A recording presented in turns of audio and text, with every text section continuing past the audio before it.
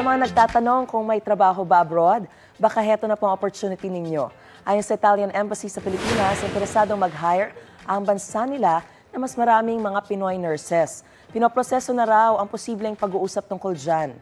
Bukod sa nurses, interesado rin sila sa high-level skilled workers gaya ng engineers. Inilunsad naman ng Italian Embassy ang bagong visa application center nila. Mas pabibilisin daw ito ang pagproseso ng visa papuntang Italy. Ibig sabihin, mas makatitipid na raw ang Pilipino na gustong magpunta roon. Mga kapuso, para sa mga maiinit na balita, mag-subscribe sa GMA Integrated News sa YouTube. Sa mga kapuso abroad, subaybayan niyo po kami sa GMA Pinoy TV at sa www.gmanews.tv.